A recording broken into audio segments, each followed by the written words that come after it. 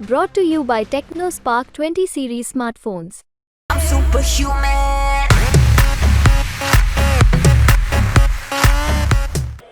राजाओं महाराजाओं का राज था। जो भी वो चाहते थे कर देते थे।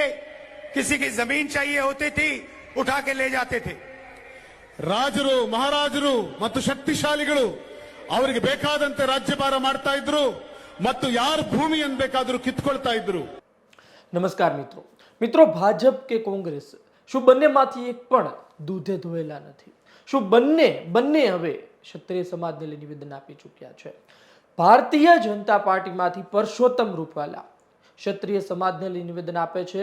ગુજરાતમાં મોટો વિરોધ થઈ રહ્યો છે, ટિકિટ ખેંચવાની માંગ થઈ રહી છે, સંમેલન યોજાઈ ચૂક્યા છે અને આ વચ્ચે રાહુલ ગાંધી એક મોટું નિવેદન આપે છે.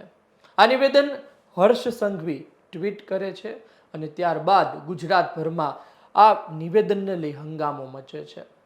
સવાલ એ છે કે દૂધે ધોયેલા કોઈ પણ નથી, એ પછી ભારતીય જનતા પાર્ટી હોય કે પછી કોંગ્રેસ હોય.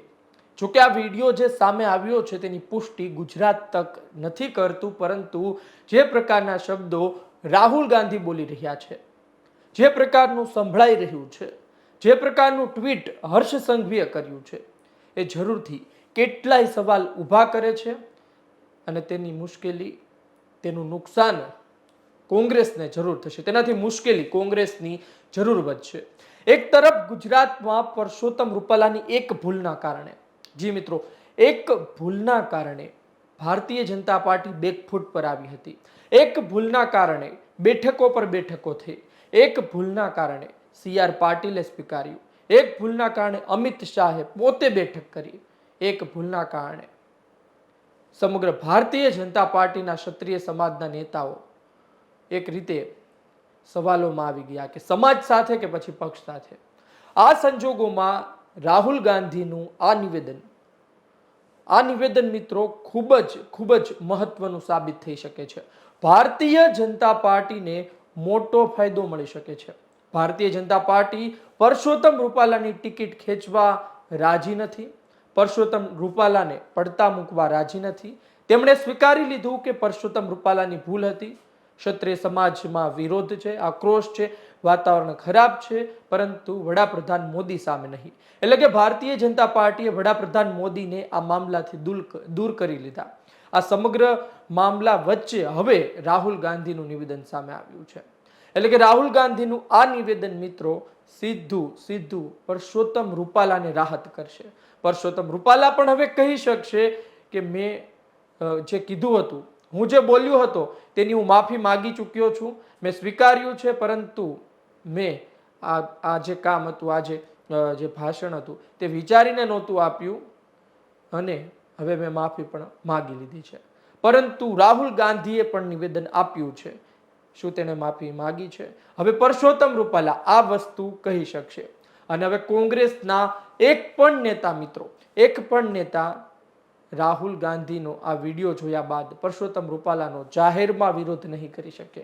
જો એ જાહેરમાં વિરોધ કરશે અને પક્ષની વાતો કરશે તો સામેથી તેને સીધો જવાબ મળી શકે છે કે આપના પક્ષના સુપ્રીમો પણ દૂધે ધોયેલા નથી. જો ભારતીય જનતા પાર્ટીમાંથી પરસોત્તમ રૂપાલા વિવાદિત નિવેદન આપી ચૂક્યા છે તો પછી રાહુલ ગાંધી પણ બોલ્યા છે. જોકે આ વિડીયોની પુષ્ટિ અમે નથી કરતા, પરંતુ વાત એક 100%ની છે કે ભારતીય જનતા પાર્ટીને નુકસાન થશે કે ફાયદો થશે એ આવનારો સમય બતાવશે, ચોક્કસ પરિણામ બતાવશે. પરંતુ અત્યારે તેવું લાગી રહ્યું છે કે ભારતીય જનતા પાર્ટી આ રાહુલ ગાંધીના વિવાદિત નિવેદનના કારણે જે પરસોત્તમ રૂપાલા કાંડમાં બેકફૂટ પર ગઈ હતી એ હવે થોડી બહાર આવી શકશે. ભારતીય જનતા પાર્ટી હવે આ મુદ્દાને લઈ કોંગ્રેસને પણ કહી શકશે. હવે આ મુદ્દાને લઈ તેઓ ક્ષત્રિય સમાજને પણ કહી શકશે. હવે મૂંઝવણ ક્ષત્રિય સમાજમાં હશે, કારણ કે સવાલ તેમની સામે પણ થશે કે તમે પરસોત્તમ રૂપાલાનો વિરોધ કર્યો છે તો રાહુલ ગાંધીનો વિરોધ શા માટે નહીં? તમે પરસોત્તમ રૂપાલા સામે સંમેલન કર્યું છે તો રાહુલ ગાંધી સામે શા માટે નહીં? તમે પરસોત્તમ રૂપાલાની ટિકિટ ખેંચવાની વાત કરી હતી તો રાહુલ ગાંધી સામે શું માગ કરશો? આ તમામ સવાલો તેમની સામે પણ હવે થવાના છે. જોવું રહ્યું તે જવાબ શું આપે છે. હર્ષ સંઘવીનું આ ટ્વીટ કારગર સાબિત થાય છે કે નહીં? રાહુલ ગાંધીનો આ બફાટ તેને કેટલું નુકસાન કરે છે? મુખ્ય વાત એ છે કે આ વિડીયો વાયરલ થઈ રહ્યો છે તેની પાછળ સચ્ચાઈ શું છે? શું ફક્ત એક ભાગ કટ કરીને મૂકી દેવામાં આવ્યો છે કે પછી આ વિડીયોમાં જે બોલે છે એ જ સત્ય છે? આવનાર સમયમાં ખબર પડશે. તેના પાછળ તપાસ ચાલુ છે. પરંતુ મુખ્ય વાત એ છે મિત્રો કે હાલ પરસોત્તમ રૂપાલાને રાહત મળી છે. આવનાર સમયમાં ખબર પડશે કે પરસોત્તમ રૂપાલા આ વિવાદમાંથી રાહુલ ગાંધીના નિવેદન બાદ બહાર આવી શકે કે નહીં. આપને આ વિડીયો પસંદ આવ્યો હોય તો લાઈક શેર કરવાનું ચૂકતા નહીં. રાહુલ ગાંધીના આ નિવેદન પર આપના અભિપ્રાયની અમને રાહ રહેશે. આપ શું કહો છો? રાહુલ ગાંધી આ જે બોલ્યા છે એ બરોબર છે કે નહીં, યોગ્ય છે કે નહીં? આપના અભિપ્રાયની રાહ રહેશે. રાહુલ ગાંધીના આ નિવેદનથી શું રૂપાલાને ફાયદો થશે કે નહીં? આપના અભિપ્રાયની રાહ રહેશે. આ વિડીયો પસંદ આવ્યો હોય તો લાઈક શેર કરવાનું ચૂકતા નહીં. મને આપશો રજા. નમસ્કાર.